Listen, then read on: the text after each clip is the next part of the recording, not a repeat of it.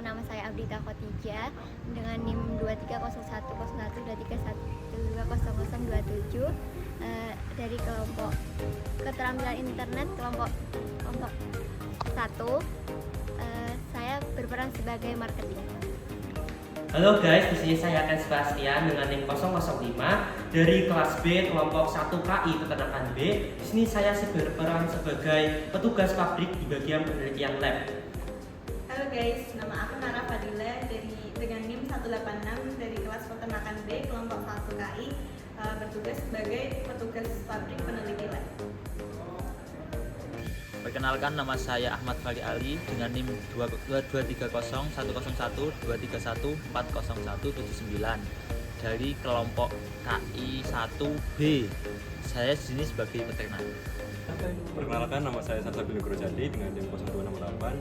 Saya berperan sebagai editor dan kameramen. Perkenalkan, nama saya Vikolas dengan NIM 23010123140303.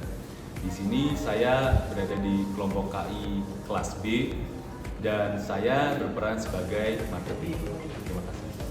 Halo semuanya, saya Wibahayu dengan NIM 0083. Saya Farol Sanyi dengan NIM 156. Kami berperan sebagai marketing. Halo sobat kuliner, perkenalkan nama saya Zaki Ahmad Pratama. Di sini saya akan membongkar rahasia di mana lezatnya sosis kelenjar mulai dari peternakan sampai dengan produk jadi. Penasaran nggak nih gimana prosesnya? Yuk ikutin kita terus.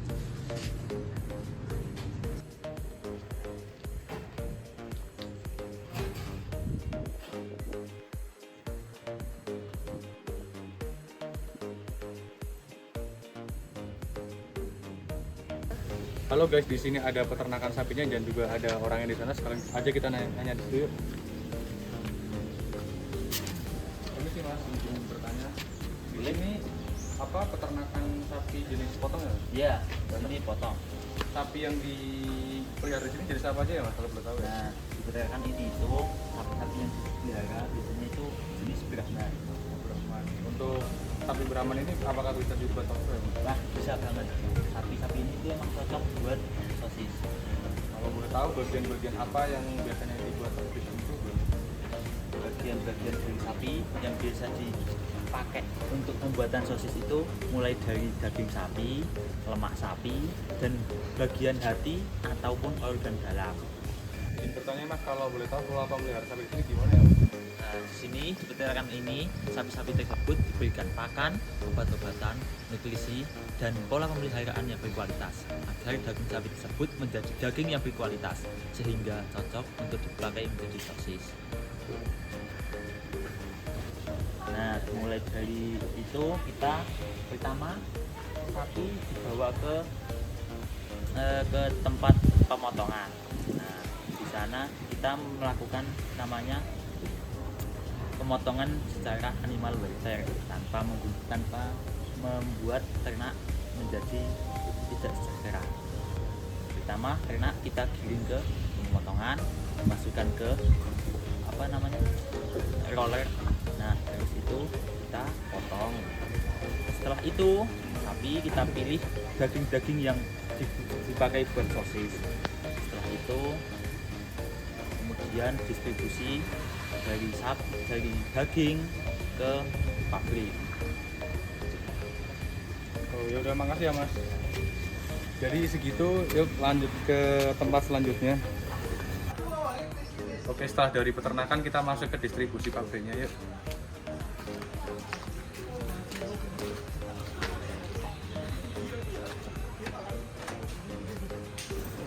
Nah, kita udah sampai di pabrik bagian lainnya. Di sini kita akan bertanya mengenai pengolahan daging dari peternak.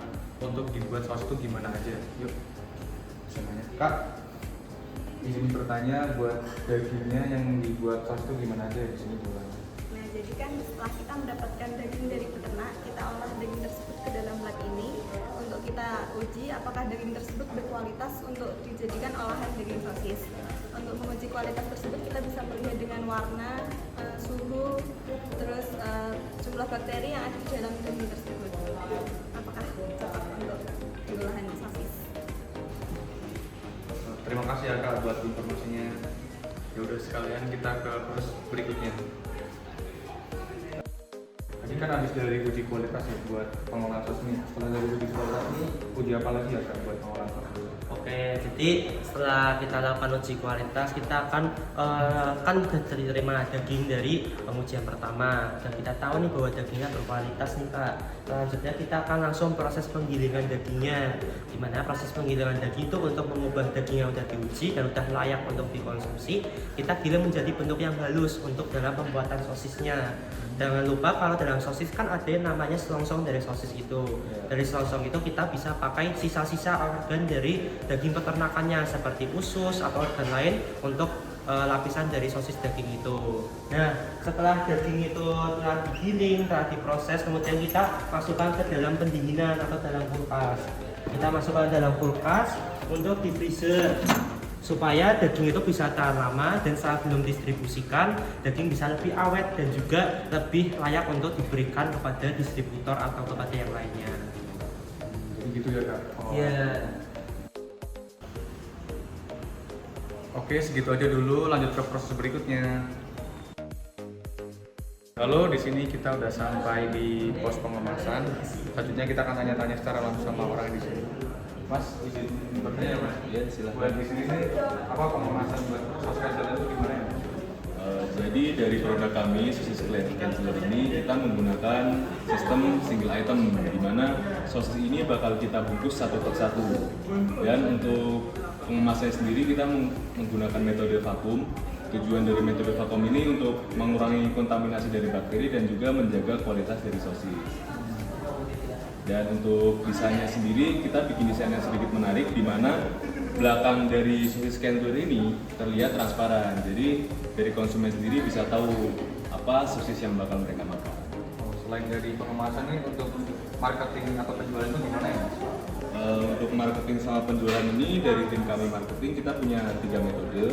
Yang satu ada melalui e-commerce, terus penjualan secara tradisional, dan juga penjualan melalui event. Untuk yang e-commerce sendiri kita bisa share di media sosial. Banyak media sosial kami ada Instagram, Line, dan ada WhatsApp juga. Dan untuk melalui event sendiri kita bisa share melalui event-event, melalui promosi. Dan untuk penjualan tradisional biasanya kita jual melalui toko-toko, mulai dari minimarket, toko tradisional, pasar, dan lain-lain. Terima kasih ya Mas. Ya, Tadi seputar penanyaan tentang marketing dan juga pengemasan, jadi kita lanjut ke tempat berikutnya. Halo guys, ini dari teman saya akan menjelaskan kelebihan dari sosis cancel. Sosis cancel itu kelebihannya dagingnya banyak dan sangat kenyal. Lebih praktis juga buat makanan samping, bisa buat topping, buat bekal juga bisa. Terus ini sosis cancel ini bisa disimpan di suhu ruangan selama 1 hari, di suhu lemari es selama 6 bulan, dan suhu beku selama 1 tahun. Pusing, Lapar. uang sedikit. Bahkan lapor tugas peternakan sosis cancel.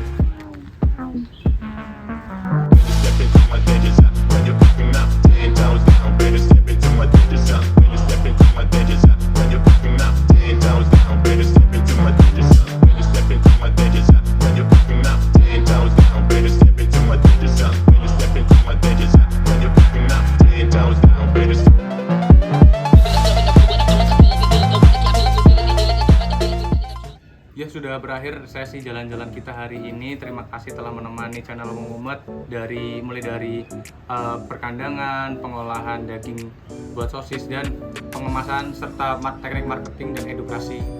Terima kasih, saya Zaki sebagai host, pamit undur diri. Dadah. Sekian video dari kelompok 1. Jika ada salah kata maupun perbuatan mohon dimaafkan. Kelompok 1. Mumet. Terima kasih, dadah.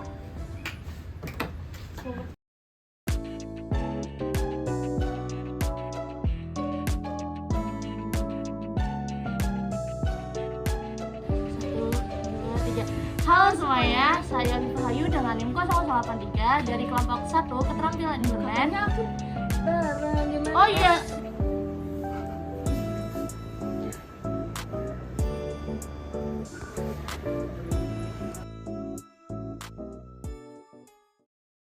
sebagai dan berperan ulang lupa. Dari kami, terima kasih telah menonton. Mohon maaf yang salah. Kelompok 2, Muhammad. Kelompok 1. Wes mulai bareng Bil. Oke, sekian video dari kelompok 2. Bila ada salah kata atau perbuatan, Satu. Muhammad.